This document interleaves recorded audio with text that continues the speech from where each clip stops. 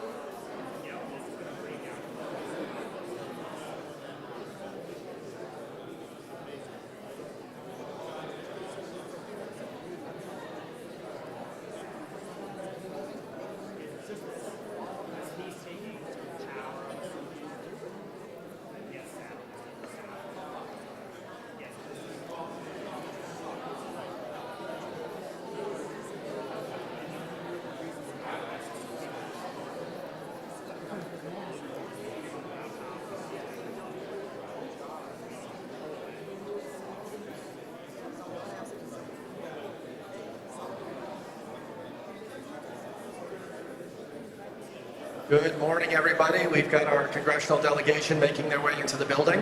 We're just about ready to get started, so if you could find your way to a seat, we would appreciate it. We'll get started momentarily.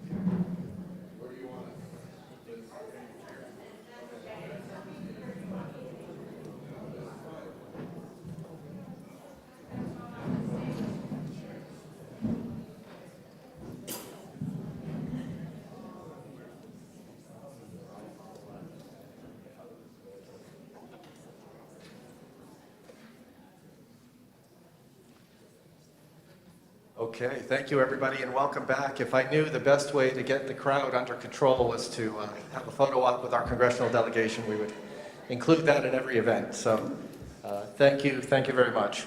Next on the agenda, we're excited to hear from three of the strongest champions for the state of Rhode Island, U.S. Senator Jack Reed, U.S. Senator Sheldon Whitehouse, and U.S. Representative Seth Magaziner. You'll also have an opportunity, my apologies, here to moderate this Congressional Roundtable is Liz Catucci, the Executive Director of the Partnership for Rhode Island. And to introduce this panel, we thank Representative Gabe Emmo, who wasn't able to join us in person today, but we thank him for taking the time to send in some welcome remarks. So please take a listen.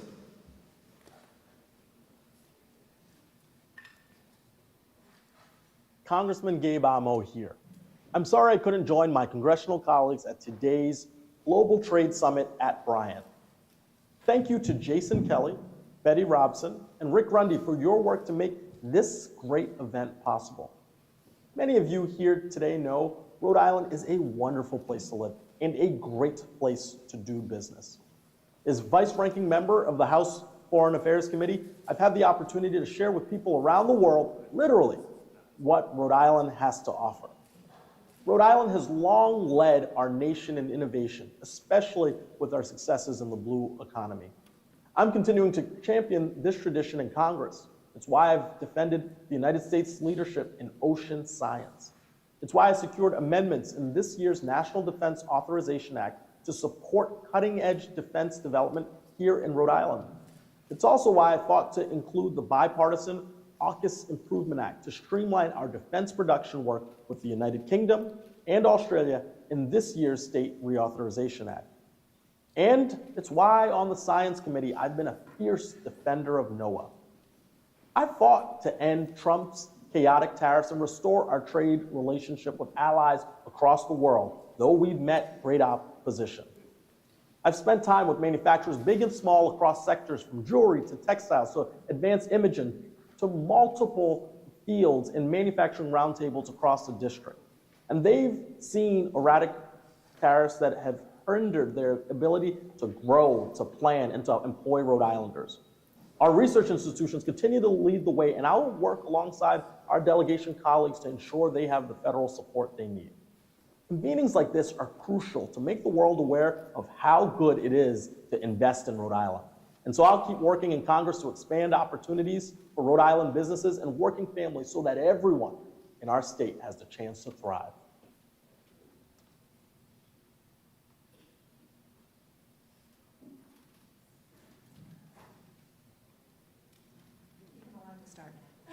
How are you? How is everyone? I want to thank our congressional delegation for being here. I'm so grateful for this opportunity. And I recently was in D.C. with Senator Reid and actually with Senator White House and Congressman Magaziner. They all participated in Senator Reid's Business Leaders Day. He had an unbelievable lineup of speakers on both sides, and to get to hear their opinion and where we are today. But I'll be honest, my favorite speaker that you brought was George Will. Mine too. Oh, was he not just fascinating? And I have never read his book, Men at Work, and so I went and bought it on Amazon that day. So grateful to you for hosting that, but also grateful to all of you, because I find when I'm in DC, I'm so impressed by all of the Rhode Island connections and how all three of you really make yourself available to your constituents when they are not just at home, but when they're visiting in DC. So very grateful for that. All right. So big picture. This is an event focused on global trade. So let's start and talk about the state of the trade environment. And I have to talk about tariff, right? That's a big hot button issue. And I know it was discussed at length yesterday, but I'm sure everyone's very curious about your opinion and your thoughts. So recently, just this week, the Fed Chair, Jerome Powell, was with us, and he visited the state, and he shared his thoughts. And I'm going to quote him because I'm really curious if you agree or what your thoughts are. But he thought that these one-time increases in prices would take time to work their way through the supply chain. But overall, he felt that tariff-related price increases wouldn't be persistent. He also did say they would have to work to make that happen, and that was his job. But I'm just curious, from your perspectives, how are recent federal trade policies truly impacting U.S. manufacturers and exporters? And Senator Reid, they're sitting right next to me, because we first in the hot seat. Well, thank you very much. Just a little note about our Business Leaders Day.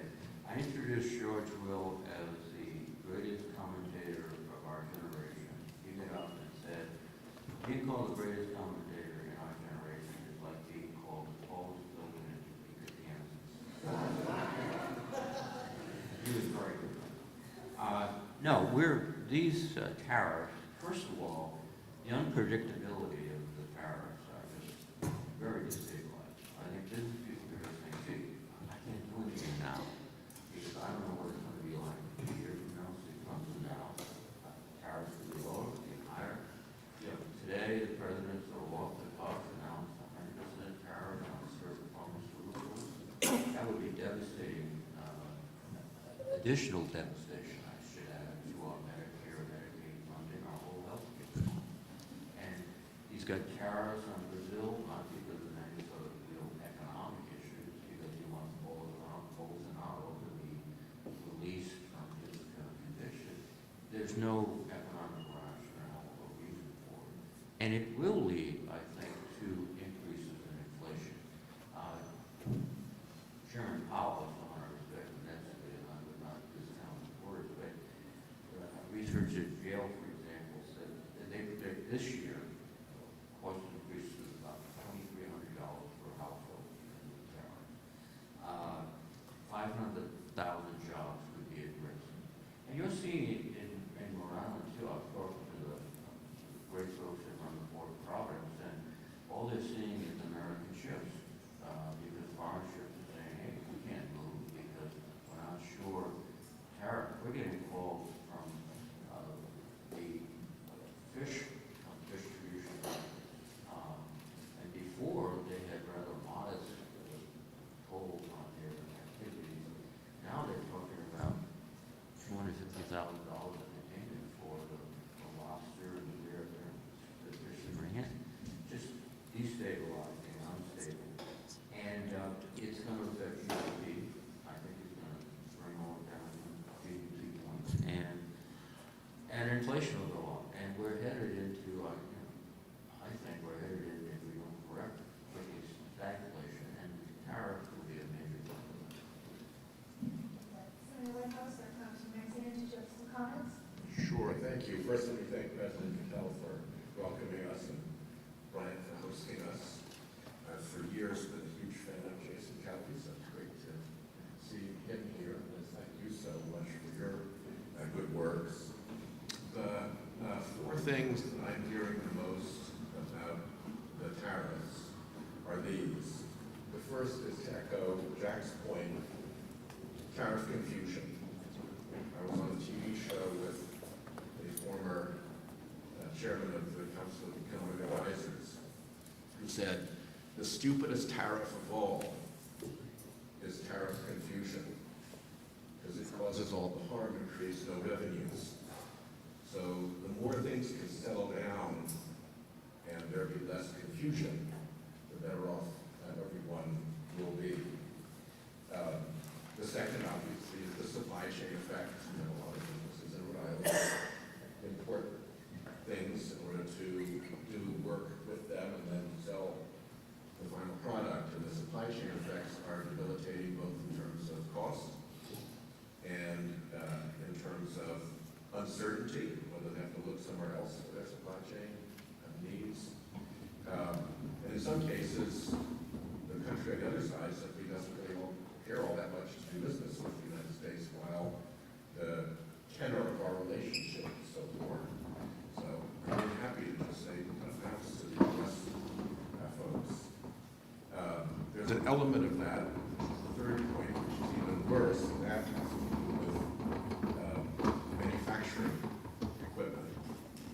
I visited a business that was going to open an entire line of manufacturing here in Rhode Island. In order to open, it was an international corporation. In order to open that line of business here in Rhode Island, it needed to import the machines that would make that manufacturing happen.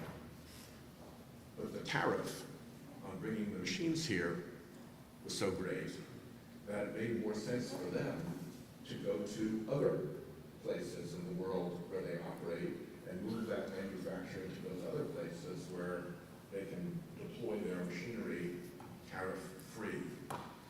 They had not made the final decision to pull the plug, but that's what they were looking at the time. So there's a really bad knock-on effect when it's manufacturing equipment that is being tariffed, and therefore all the downstream work and product gets compromised. The last one has to do with payment timing. And I've tried to get the attention of the trade representative to this. I'm still waiting for results. But for a lot of businesses that import something and operate on fairly low margins, even if they can pass the tariff cost through, there's a cash flow problem of having to pay the tariff up front when your goods hit the port of entry. And then the time that it takes to go through whatever it is that you do to turn that into the finished product that then you resell, and the resell might be 8 months, 10 months, a year, and in that time, your cash flow just took a real punch in the nose. So those are some of the very practical problems that we're trying to work through. I will say that I have, I think, a very good relationship with Ambassador Greer, the trade representative. I voted for him, I voted for all his people. We're constantly talking about some of the climate-related issues.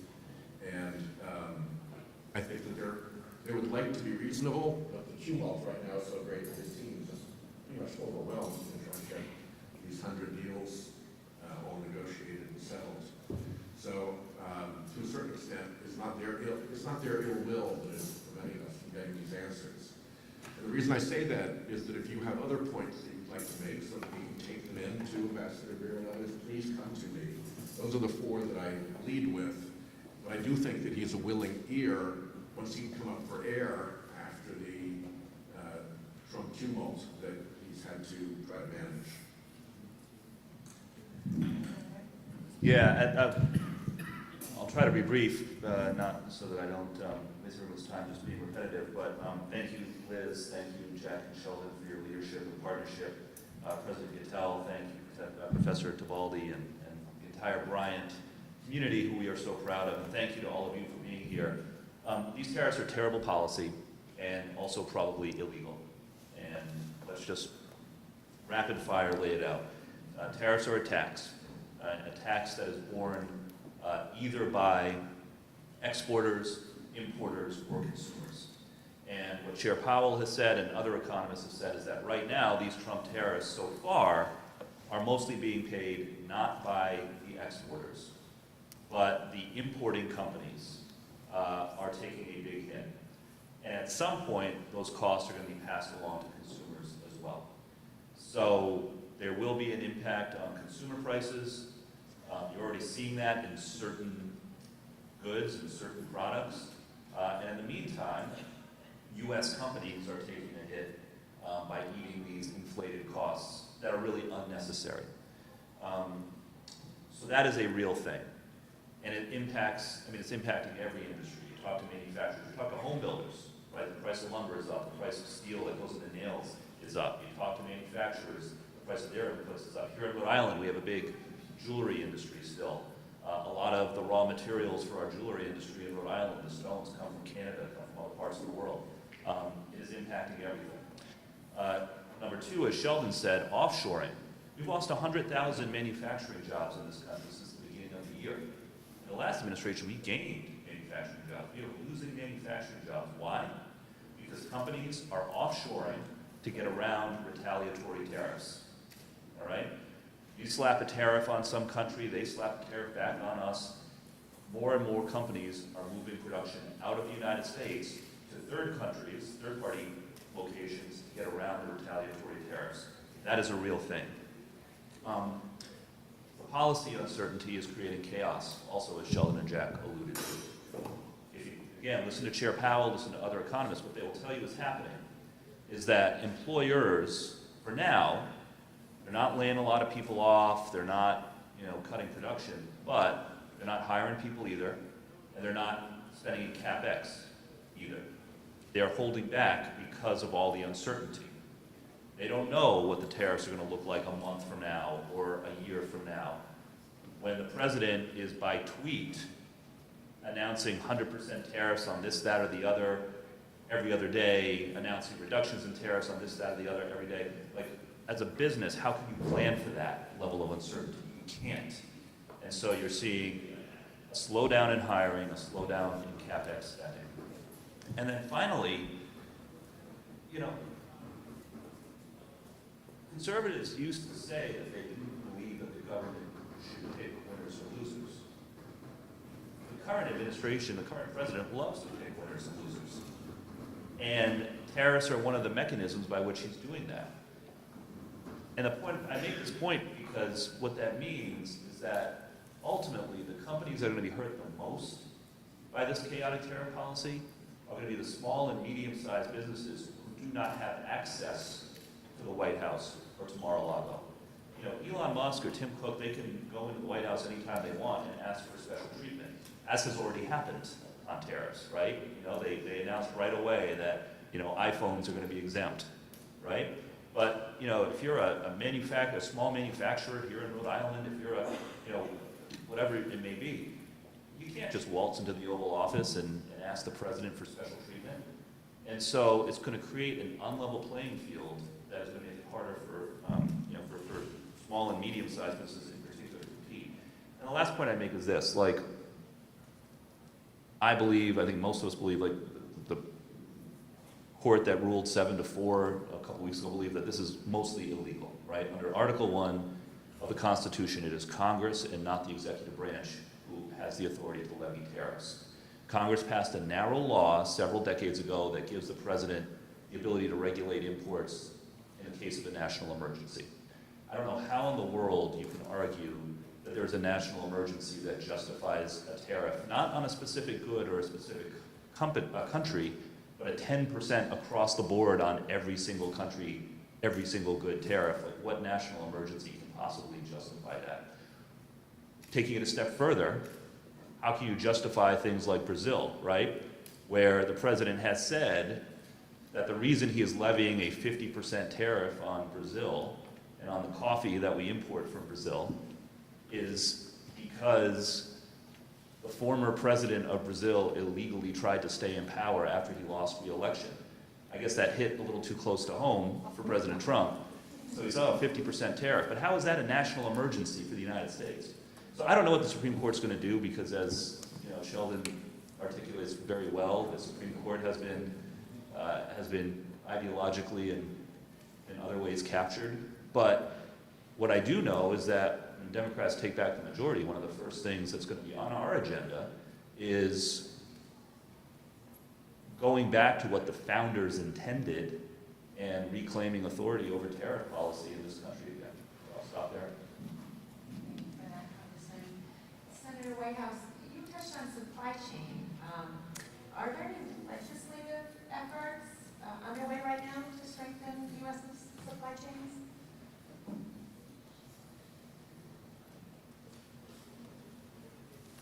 That's a great answer. Yeah. It's probably true.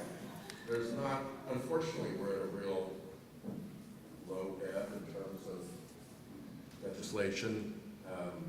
Jack, as the ranking member on Armed Services, has a very important role in the National Defense Authorization Act, which is what's being finalized right now with the last votes for amendments and so forth. And the NDAA is a vehicle that allows other bills to be attached to it, and then you write out legislation on the train. I'm not aware of anything that has been agreed to that would be a significant improvement there. And I think it's hard for legislators, first of all, to find bipartisanship on this because it's kind of moved into the partisan no-fly zone because people fear the reaction from Trump and they try to mess with this. On the Republican side, they do. And then everybody's waiting to see how these rulings come down. So far, the two courts that have ruled have spanked the program pretty hard.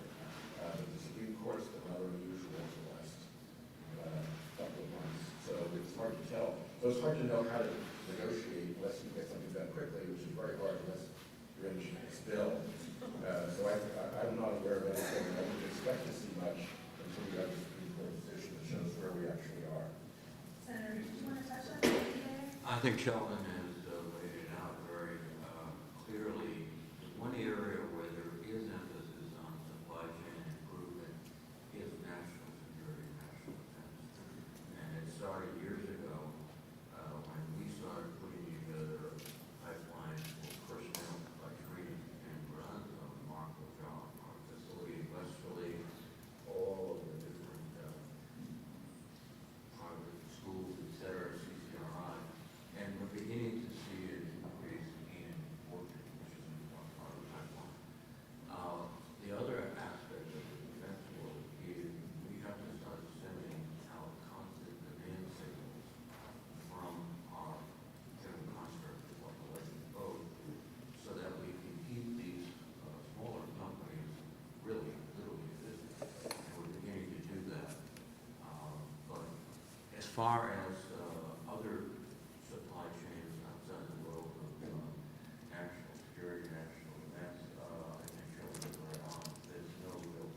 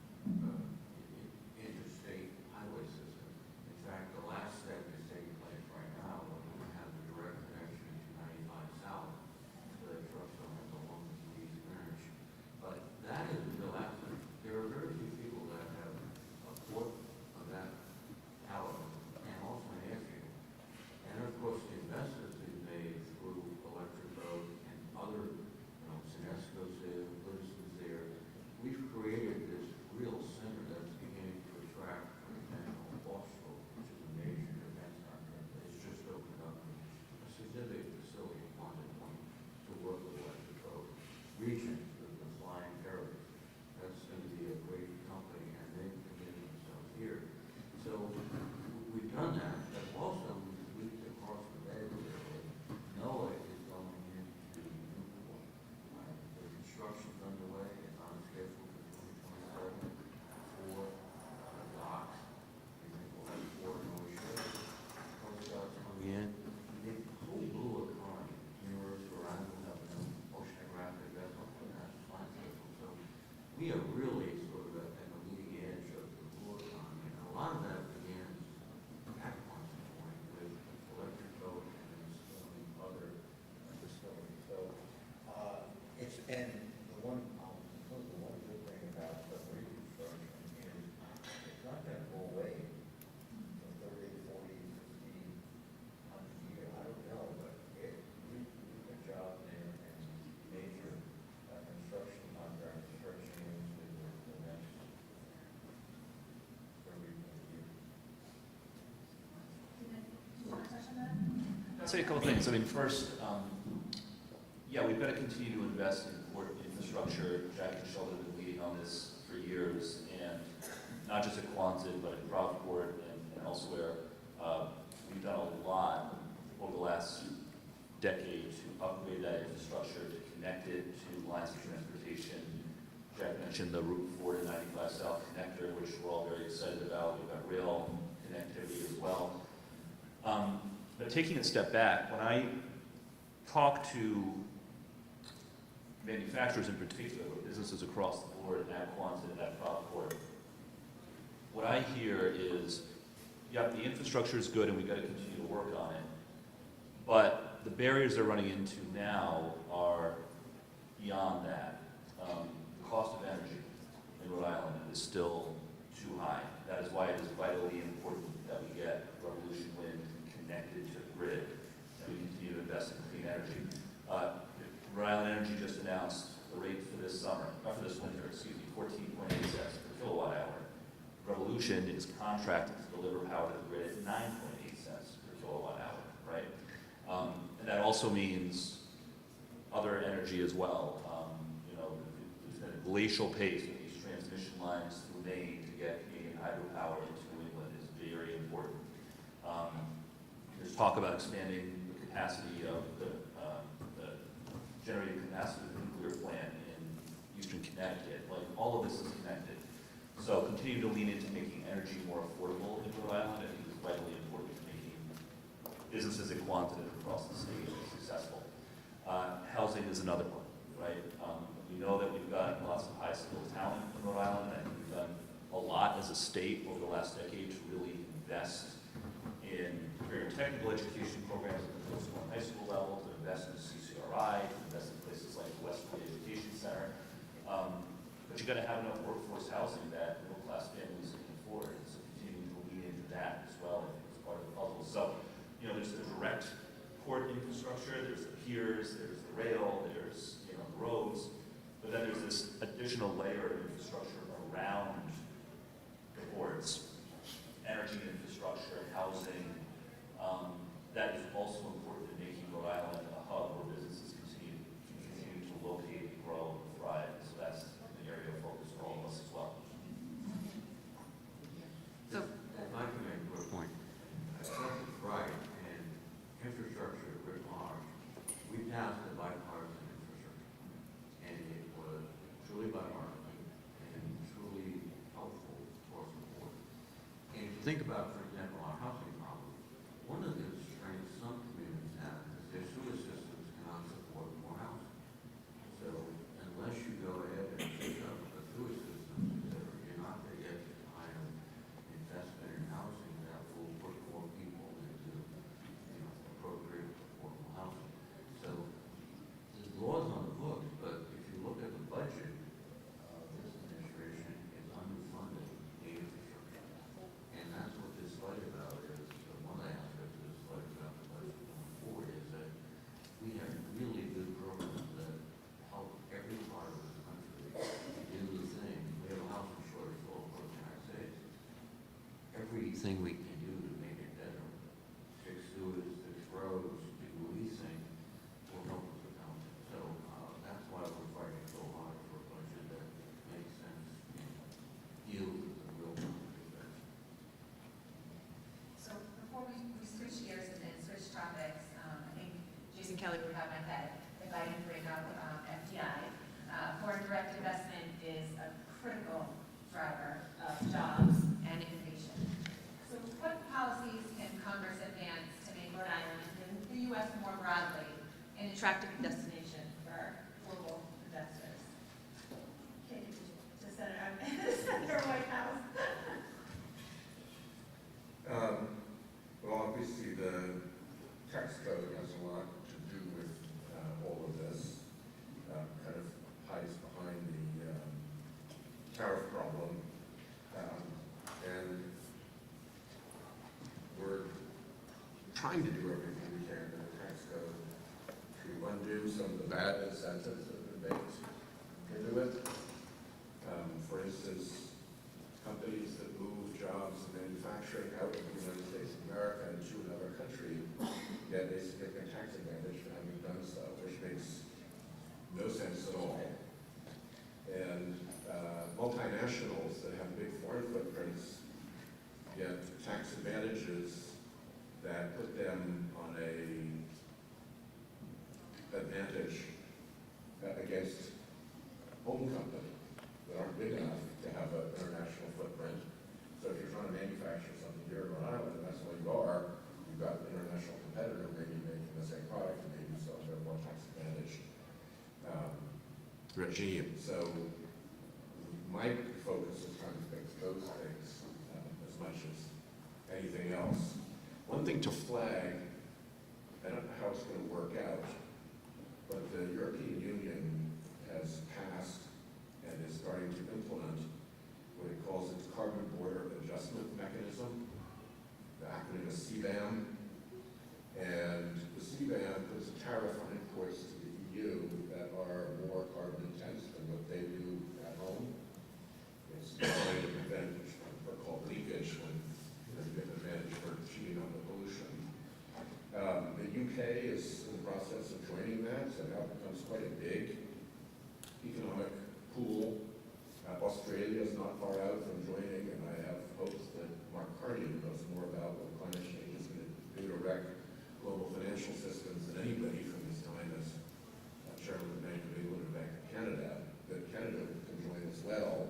So that's moving, and that's going to create a regime in which there's a significant penalty to having taken care of your carbon intensity, and domestic politics can't fix that because this is foreign countries actually doing the right thing and enforcing policies that are important to their economies and that eliminate unfairness for their manufacturers. So I don't see much chance of that collapsing. But that's something to keep in mind. We don't do a whole lot of steel, aluminum, chemicals, cement. Those are the big ones to start with. But on the chemicals and pharmaceutical side, we can see Rhode Island companies that have a significant role there. One last point on the CBAM is actually a good news story for America because the tariffs on China are 3x the tariffs on the U.S. So they actually bring into equilibrium the cost profile for an EU or UK company looking to find supply chain somewhere, and now we become competitive with China. So something to watch out for. I'll take a good news story. I like that. So let's switch gears and talk about semiconductors. Have to bring up Intel. So the U.S. government recently became the largest shareholder in Intel. So what does that signal about Washington's role in safeguarding these strategic industries? And specifically in regards to Rhode Island companies, how should they interpret that? What are your thoughts? Well, it's a little bit weird. I mean, we think of government ownership of private companies as something that we associate with China and with corrupt regimes where you don't have El Jefe's nephew on the board, you don't get anything done. So there's something quite strange about the United States government demanding as tribute an ownership share in private enterprise. Sorry, I interrupted my colleague. No, I think Sheldon's exactly right. There are many different ways that we could support Intel. Just as we did with the gold banking crisis in 2008,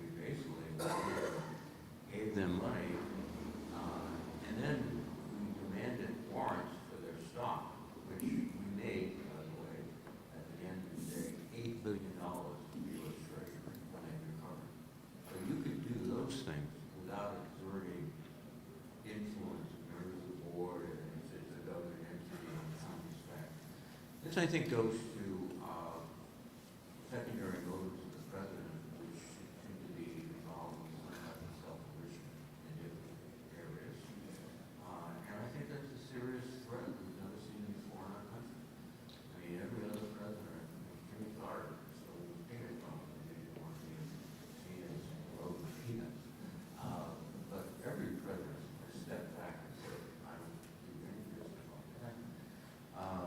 This president has founded his own cryptocurrency. Then he passed legislation which he directed to govern cryptocurrency. I'm a little bit dubious about, how that legislation is going to play out.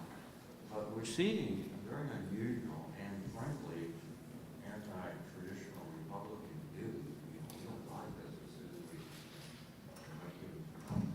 So I think there's something really under the surface here that you have to look out. I'll give you another related example. TikTok. The law clearly said that by last January 1st, TikTok either had to stop operation or be sold to American Airlines.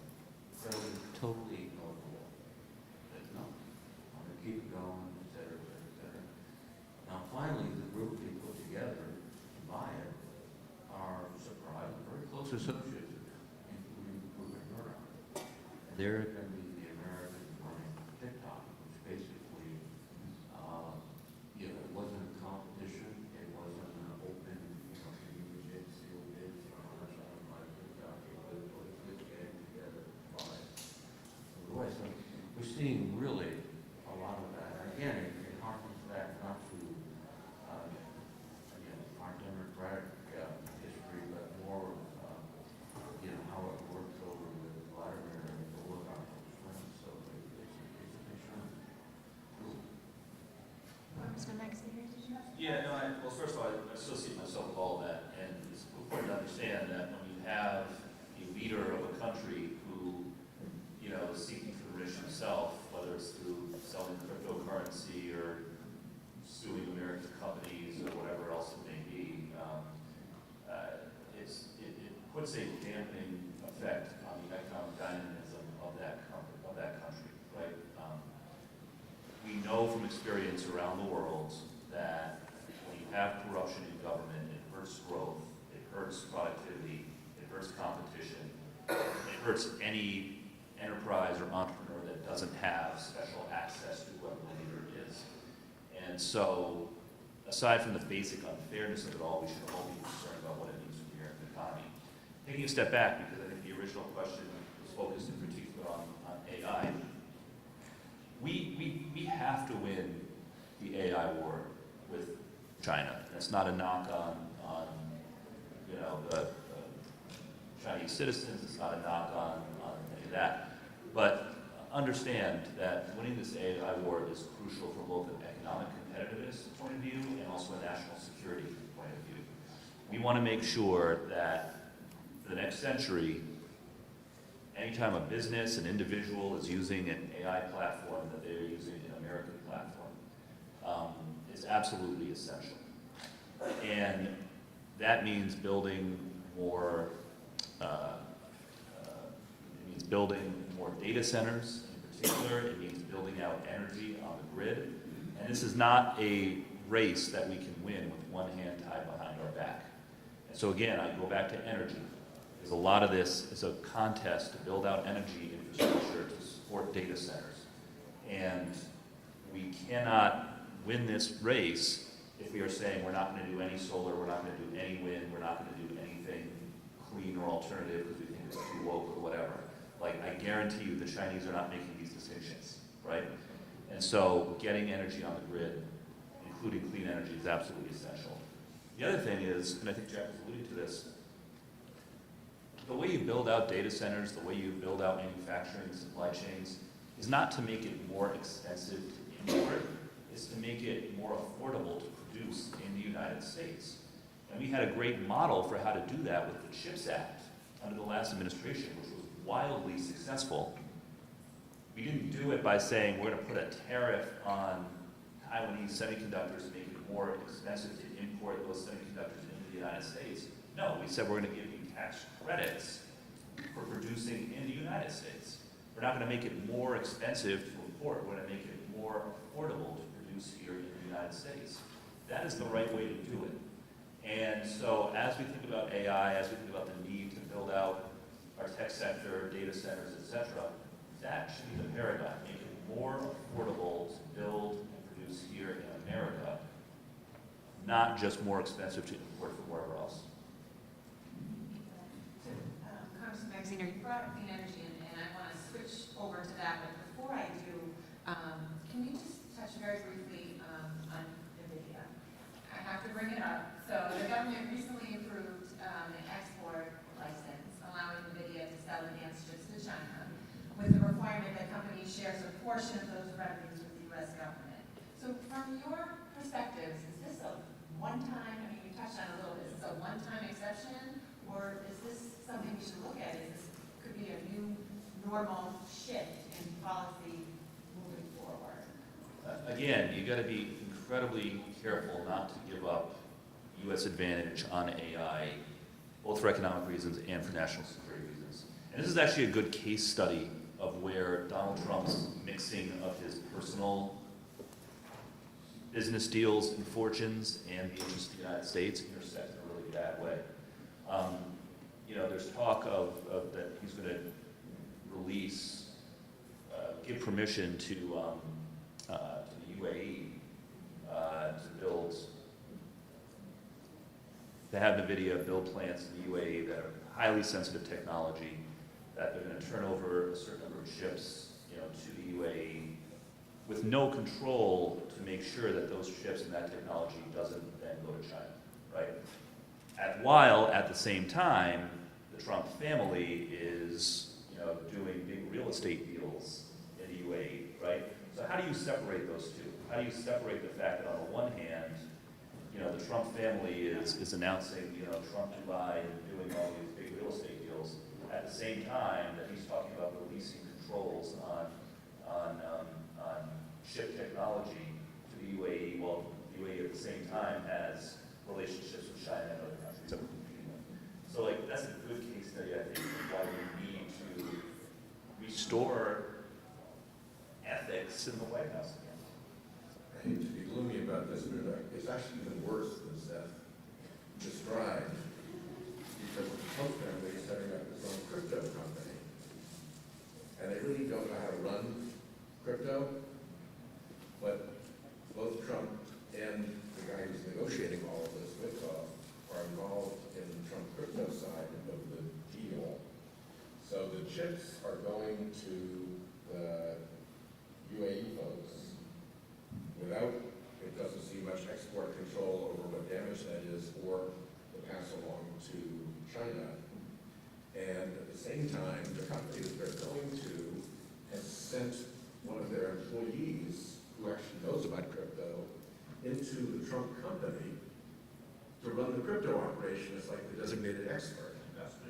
So how do you pick that mess of overlapping self-serving interests apart is going to take some doing, but it's hard to believe that that's a good outcome for the country at the end of the day. Well, I spent a lot of time in national security issues and talked to a lot of people that have expertise both military affairs and intelligence activities. And the message that I'm getting is the most dangerous thing we can do is to trade the H2O NVIDIA chip to the Chinese. We are in a really serious competition. We have an advantage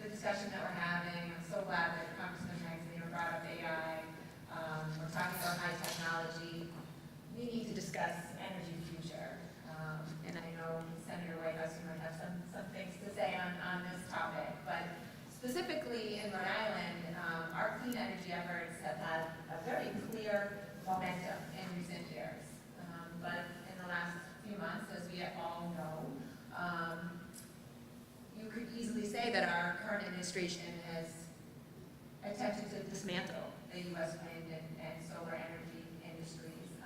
Revolution Wind, hits home here. So I'm curious, and I'm hoping that there's some level of optimism.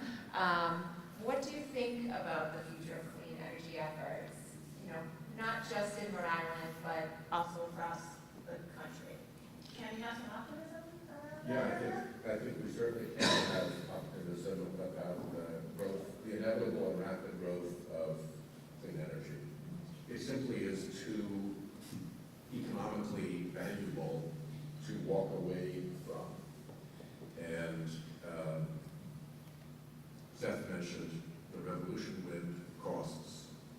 The Trump administration has been going around saying in the press that this is a project that raises costs for consumers.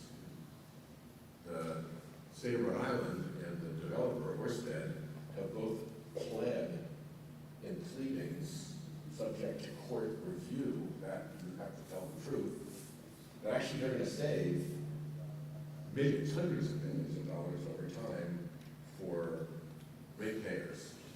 So it's important to sort of pick out some of the fact from the fiction, that even where there's this noise about offshore wind being an expensive luxury, they're just wrong. It actually is lower cost. And that doesn't even take into account the knock-on pollution harms that come from the fossil fuel alternatives. So I think, the world is going to move to clean energy. There's a big question for us whether when we cut out the EV credits and try to stop the development of EV infrastructure, are we really doing something smart there?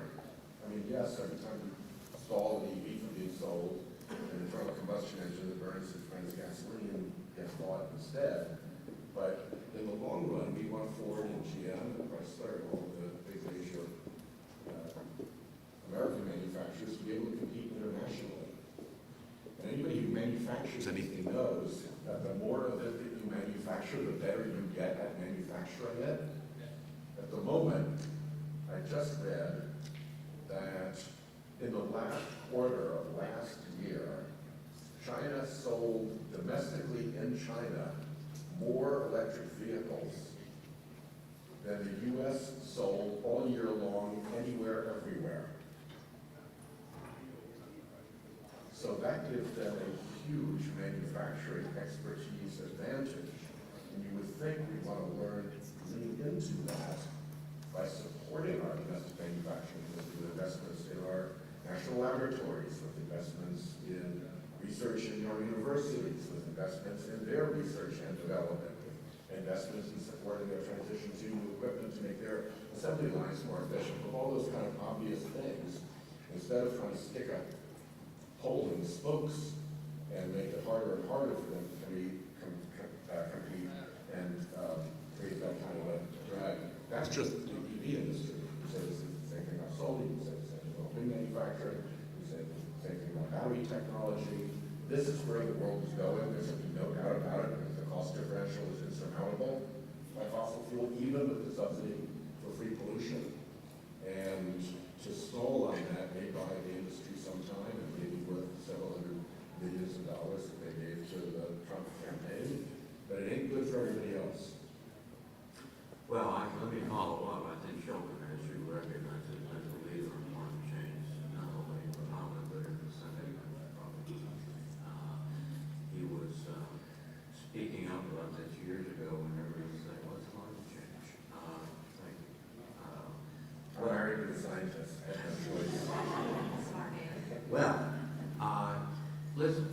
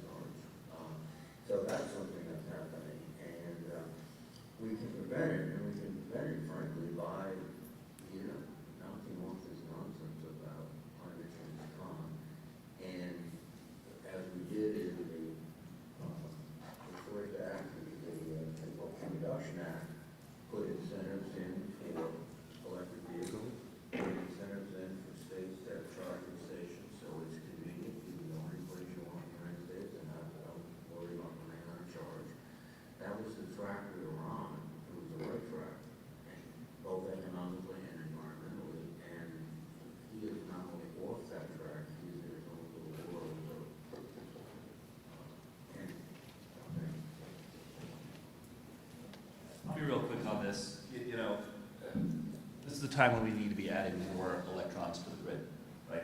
For all the reasons that have been said already, and that includes wind, solar, nuclear, et cetera. And so the administration should not be putting up barriers to doing that. American power production capacity is the reason that democracy has thrived over the last century. You know, look at World War II. There's two reasons we won. The first reason was the bravery of the men and women who served and risked their lives for democracy. But the second reason is that entering World War II, we had just come through the New Deal. We had built a whole bunch of dams and a whole bunch of electric capacity. And we had a capacity at that point in 1940 of 108 billion kilowatt hours per year. The Germans had a capacity of 60 billion. And so we were able to produce planes and tanks and all the raw materials that went into them faster than the Germans were, because we had built out our power infrastructure. And if we want to continue to have the United States dominate and have democracy be the dominant form of government in the developed world, we need to continue to invest in that capacity. And the last thing I'll say is this.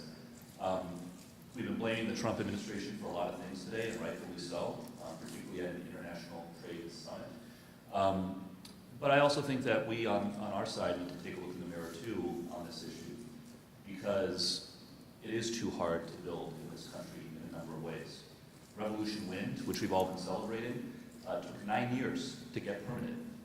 Now, in part, it's because it was the first one, and that takes a little longer and whatnot, but I do think that the time has come for us in a bipartisan way to look at not throwing out every environmental regulation or anything like that, but streamlining permitting in this country so that it's easier to build again. And that's something that Sheldon was very deep in and Jack Lewis as well.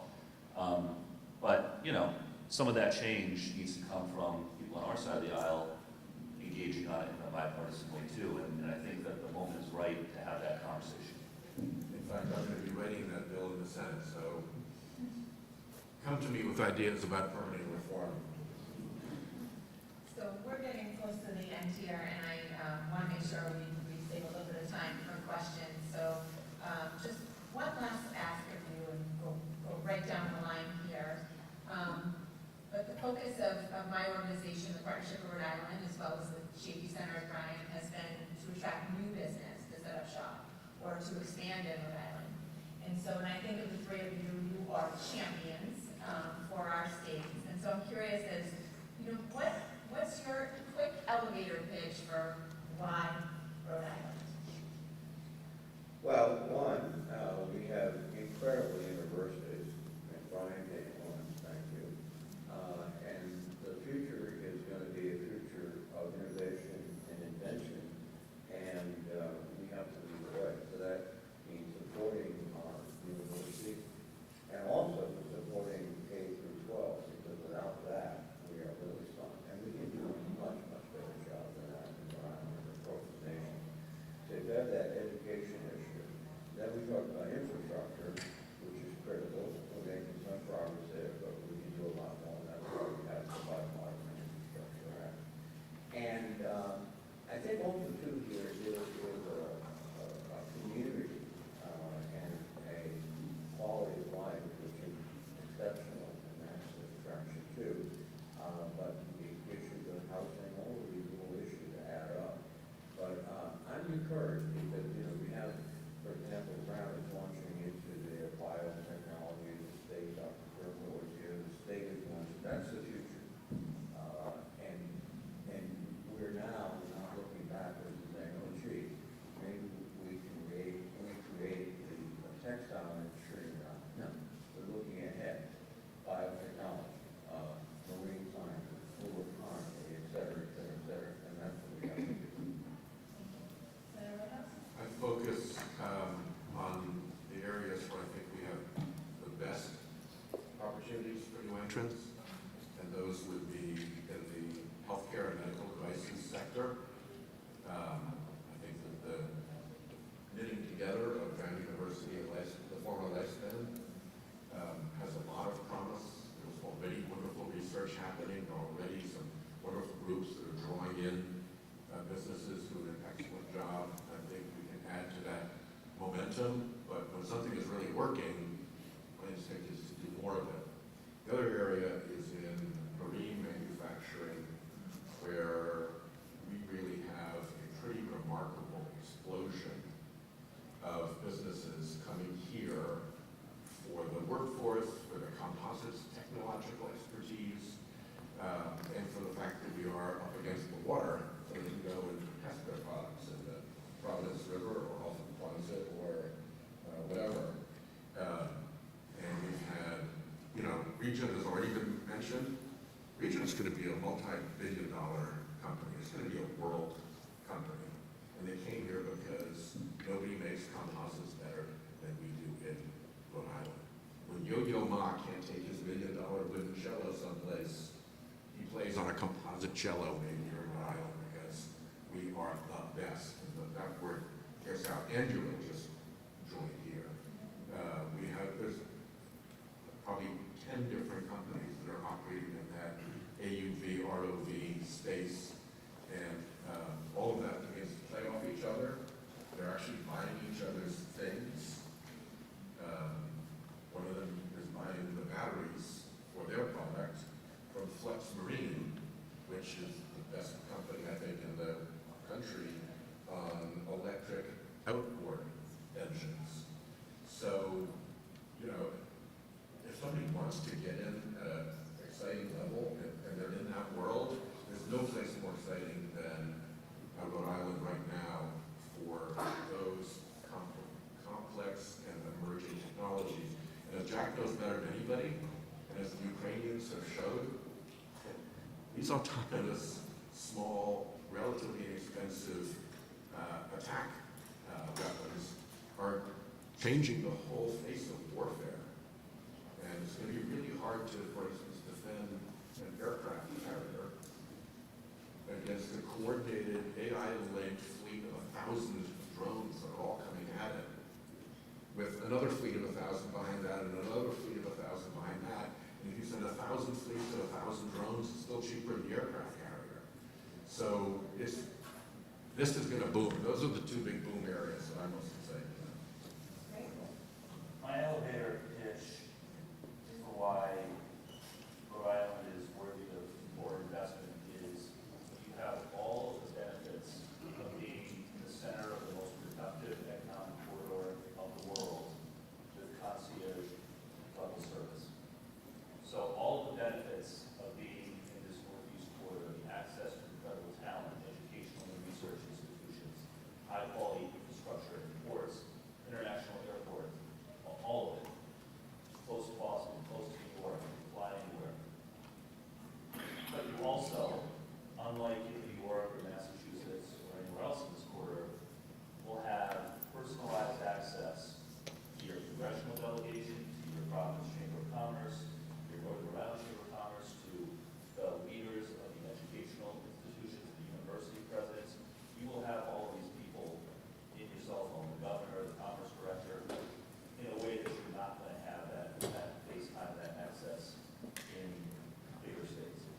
So invest in Rhode Island, you get access to the most productive economic corridor in the world with concierge high-touch service. I think I know who I'm thinking. And all three of them with me when I have to go and do a pitch for Rhode Island. So I'm appreciative of that. Do we have a little bit of time for questions? Maybe one or two? Yes. Yes? Okay. You know, back here. Sorry, I don't know your first name. John. Perfect. Want to stand up just so we can hear you? So, as a student here, I know you guys were talking about housing and infrastructure, and you guys were talking about how you guys have trouble for, getting people to buy houses now. I was wondering why, as Democrats, why are you guys pushing more to tax billionaires and to stop private equity firms from buying up housing and turning them into rental units? Well, we are, frankly, our approach would be to have a much more graduated income tax. That we were defeated on that ground in the last reconciliation bill, the big bill. And I think all the two were interested in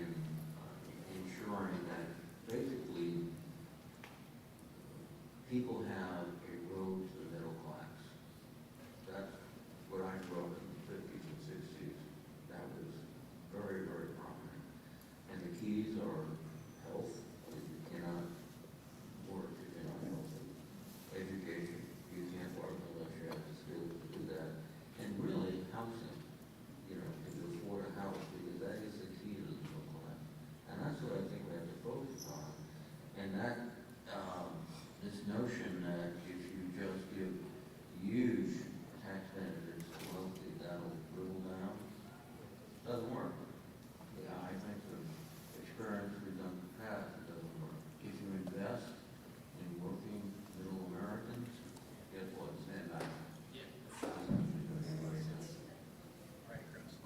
Real quick, we all support a more progressive tax structure, I think, at this table. On housing specifically, the biggest reason we have the housing affordability crisis right now is because we are not building enough housing. And Rhode Island is actually last in the country right now in the number of new housing starts, the number of new homes being constructed. And part of the reason for that is everybody says they want more housing, but nobody wants it in their neighborhood. And we've got this NIMBYism issue. And so a lot of work I think needs to be done at the local level, looking at zoning rules, looking at local policies to encourage more development. Second, we at the federal level have a role to play in making it easier to produce more housing by supporting funding for things like the historic tax credit, to make it easier to convert, say, old mill buildings or old skyscrapers into housing, and low-income housing tax credit as well. And Jack and Sheldon, Jack has been using it for a long time. The last thing I'd say is this: you mentioned the role of private equity in housing. I think this is something that's worth keeping an eye on. In most parts of the country right now, the percentage of housing stock owned by private equity companies is still relatively low. There are some parts of the country where it's higher, but most of the country is not big yet. But I think it's worth keeping an eye on. In the same way that it's also worth keeping an eye on the role of, for example, Airbnb and sort of short-term rentals, driving up the cost of housing by reducing the amount of housing that's available for long-term, for sale of long-term occupancy. And again, I think part of, so we got to look at that as part of how we get at that. Again, I think there's a local policy fix of basically having a tax structure that incentivizes full-time ownership over short-term rentals or just leaving housing vacant, as you sometimes see in areas where there's a high level of outside ownership. I just encourage you to follow Senator Jeff Merkley, who has this issue like a dog has a bone in his teeth. And if you watch where he's going with it, that's the leading indicator of where we're going to be going. And I think all three of Jack and I, for sure, are both co-sponsors of the billionaire's tax bill that we have announced again in this Congress. And I've been championing the so-called buffer rule that phases in a minimum tax. So as Warren Buffett famously said, he doesn't have to live with the disgrace of paying a lower tax rate than his secretary. I just, one more point. In 2017, I passed the Affordable Housing Trust Fund. What it did is take a portion of the profit of Fannie Mae and Freddie Mac, put it into this fund, which went directly to build affordable housing. We reintroduced the bill, and we've expanded its scope to multi-billion dollars over a decade. And our vehicle to pay for it, since Fannie and Freddie are beginning to drift away, is a tax on private equity entities that own significant housing assets, because they're taking, I think, advantage of people and not even the right thing. And by the way, Fannie and Freddie, out there going to be privatized. So I just don't know what close friends of President Trump will own it.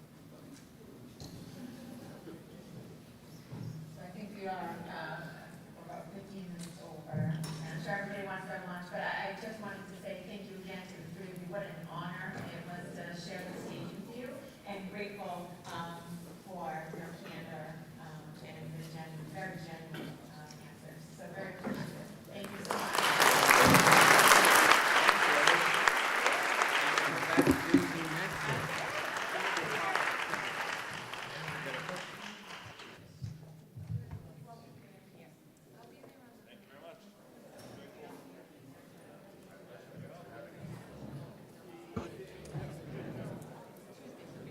If you bear with me for just a second, just a couple of announcements as we say goodbye to our congressional delegation here. Liz Catucci, Senators Reid and Whitehouse, Representative Magaziner, thank you so much for not only your support of this event, but also the access in which you afford both your constituents and businesses here in the state. We thank you very, very much. As we transition here, so first things first, I would be remiss not to point out that there's magazines that have been delivered to each of your tables, Bryant magazines. These are for you to take, so please help yourself, bring them home, take them to your office and enjoy them. This brings us to our industry-specific panel section of the event. This is the last time we will all be together here in this room. Before I run through the logistics of the next panels, I just want to thank you again for your interest, your work, your partnership in this shared effort around the Global Trade Summit, hoping to improve the business conditions here in Rhode Island. We appreciate your presence here this year. Look forward to next year. We'll be back again. That said, here's how the last portion of this event is going to work from a logistics standpoint, so that you don't get lost. You may want to pay attention. We have 3 excellent, comprehensive sessions focused on 3 of the fastest growing, most opportunity-rich industry sectors in Rhode Island's economy, all happening at the same time, so you have to pick one. Right here in this room, you can learn about and discuss Rhode Island's ocean economy, from shipbuilding, defense innovation, logistics, offshore wind, and emerging marine technologies. Moderated by Will Cox with Rhode Island Commerce, this panel includes insight from JF Moran, Quonset Development Corporation, NavalX, Waterson Terminal Services, and Sedesco Marine. In Bellow Hall, where we had last evening's reception, we'll be hosting a panel on the burgeoning life science and biotechnology sector. This will be moderated by the Rhode Island Life Science Hub and feature leaders from Portal Innovations, Epivax, ORIC, and Emerging Health Connections. So again, in Bellow Hall. In Fisher Student Center, you can join Boston Globe reporter Alexa Gagos, who will be moderating a panel focused on food manufacturing and distribution.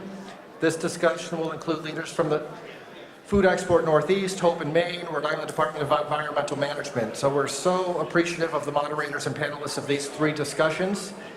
If you don't know where those are, please, for ocean economy, stay right here. For food manufacturing, you're headed to Fisher Student Center. You can gather right outside this room here. There's people with signs that you can follow, and they'll lead you there. And same for life sciences. You'll be in Bellow Hall. Head out the back door. You'll see somebody with a life sciences sign. Hook up with them, and they will lead you over to Bellow Hall. Thank you very much again. We've enjoyed the last 2 days. Please enjoy the last 3 panel sessions that we have here today. And there is lunch in the back. So for those of you going to one of the other venues, please grab a lunch and join your tour group. Look for the sign, and you can carry that right with you over to the panel discussion. Thank you.